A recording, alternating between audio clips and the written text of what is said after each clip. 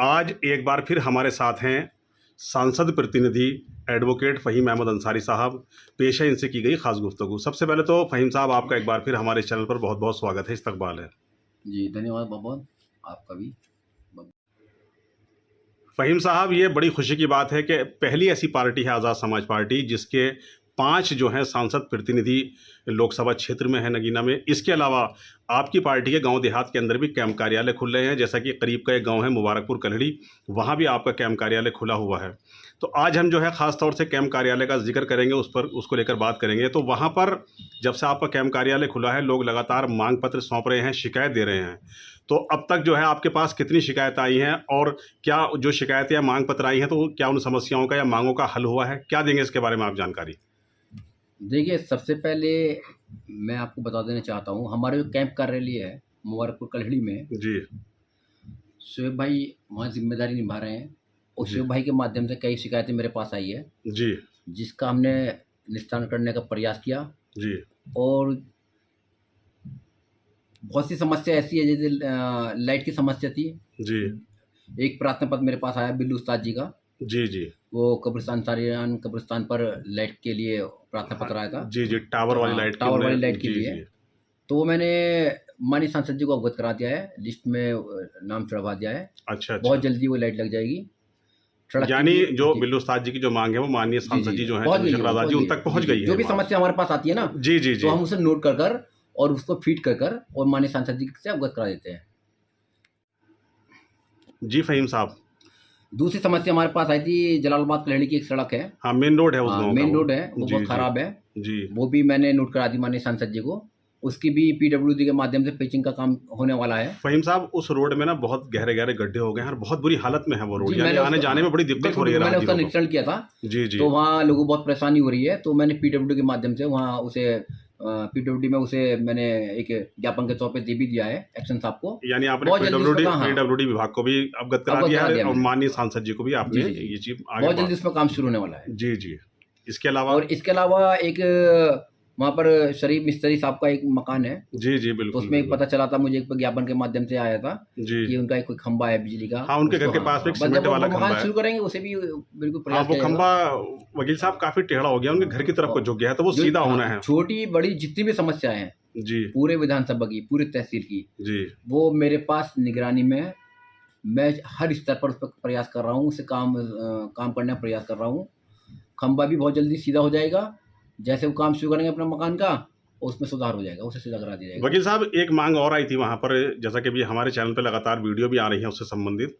तो जो जलालाबाद का कलहड़ी रोड है, नहर के पास से एक करीबी गांव है उबन वाला नजीमपुर, तो वो रोड भी बहुत बुरी हालत में है। हाँ, वो हाफिज भी उसका भी हाफिज ज्ञापन- हाँ। हाफिज आरिफ साहब ने जो है एक मांग पत्र उनको दिया है आपके जी जी, कैंप वो- कार्यालय में हाँ, शोएब साहब वो को। पत्र मेरे पास आया है, उसे जी। भी मैंने अपडेट करा दिया है माननीय जी सांसद जी को। और वो भी पीडब्ल्यूडी के माध्यम से या चीनी मिल के माध्यम से वो भी बिल्कुल बनाने का प्रयास किया जाएगा। वकील साहब, आपके जो हैं जो सांसद प्रतिनिधि हैं उनके तो कार्यालय खुले हुए हैं ही, गांव देहात में आपके कैंप कार्यालय भी खुल रहे हैं। इसके अलावा पार्टी की तरफ से और क्या कार्यक्रम चल रहे हैं जिससे ज़्यादा से ज़्यादा लोगों तक आपकी पार्टी की पहुंच बन सके, लोग आपसे जुड़ सकें, उसको लेकर आपका क्या कहना है? देखिए, पार्टी के सारे हमारे पदाधिकारी हैं, जी सारे जिम्मेदार, जिला अध्यक्ष महोदय हो, हम लोग हैं, और जितने भी जिम्मेदार लोग हैं, सब पार्टी सब लोगों के बीच में रहकर काम करा रहे हैं, लोगों की समस्या सुन रहे हैं। जी अभी आपने देखा होगा, 4 दिन पहले माननीय सांसद जी लोकसभा में क्षेत्र में आए थे। जी जी उन्होंने कई गांव के दौरे किए, जी विधानसभा नजीबाद में भागवाले में उन्होंने दौरा किया, जी आलमसराय में उन्होंने दौरा किया, जी सराय आलम में, क्योंकि सराय आलम में मुस्लिम समाज में पति पत्नी 2 लोगों का एक्सीडेंट से, दुर्घटना से मौत हो गई थी। जी। उनके परिवार को से मिला जी। और उनको उनके दर्द को बांटने का काम किया। धनसनी में मुलाकात की है, लोगों से मिले, लोगों की समस्या को सुना। जी किरतपुर में एक छोटी बच्ची को डूबने से उसकी मौत हो गई थी, जी उससे घर जाकर माननीय सांसद जी ने जी। बांटने का काम किया, उसकी पीड़ा को समझा। जी रामपुरे में राजू घाघर जी के पुत्र की, अर्जुन घाघर जी की दुर्घटना में मौत हो गई थी, फांसी लगा उन्होंने आत्महत्या कर ली थी। जी जी तो कई घटना में विधानसभा नजीबात को लेकर माननीय सांसद जी ने दौरा किया है और लोगों के बीच में रहे हैं, लोगों की जो समस्या है उनको सुना है, उनको समाधान करने का प्रयास किया है। और पूरे लोकसभा में नेटवर्क में वो गए हैं, जी नेटवर्क विधानसभा में गए, नगीना विधानसभा में गए, नूरपुर विधानसभा में गए, सब जी। जगह माननीय सांसद जी ने क्षेत्र में रहे, लोगों के बीच में रहे और लोगों के बीच में रहकर वो काम कर उन्होंने काम किया, लोगों के बीच में रहकर उन्होंने उनकी जो समस्याएँ हैं, उनको सुना। फ़हीम साहब, आज़ाद समाज पार्टी की तरफ से लगातार कार्यक्रमों का आयोजन किया जा रहा है।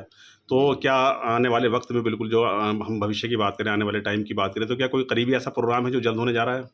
क्या जानकारी देंगे आप? हाँ, बिल्कुल एक प्रोग्राम अभी हमारा माननीय सांसद जी ने किया था जी, लखनऊ में, जी, मुख्य अतिथि के रूप में आप थे वहाँ पर, मुस्लिम समाज के नाम से। जी, एक प्रोग्राम हमने लखनऊ में किया है, जी, हमने उस पे विचार किया, मुस्लिम संवाद को लेकर हमने विचार किया है इसके उसको लेकर कि मुसलमानों की जो माली, मज़हबी और सियासती और तालीमी जो स्थिति हम लोगों की है, जी, जो पिछली सरकारों द्वारा हम जी। लोगों को माली तौर पर, मज़हबी तौर पर, सियासी तौर पर और तालीमी तौर पर ख़त्म किया जा रहा है, जी, उसको लेकर माननीय सांसद जी ने लखनऊ में एक बड़ा प्रोग्राम रखा है और जो मुसलमानों के की सियासती, माली, मज़हबी जो हमारी एक बहुत ही मतलब दुर्लभ स्थिति हम लोगों की हो जा रही है, उसको जी। लेकर माननीय सांसद जी ने विचार किया है और इस पे विचार किया गया है कि मुसलमानों की माली स्थिति जो मौजूदा सरकारों द्वारा कमज़ोर की जा रही है, तालीमी स्थिति जो कमज़ोर की जा रही है सरकार द्वारा, मज़हबी सियासती जो स्थिति हम लोगों की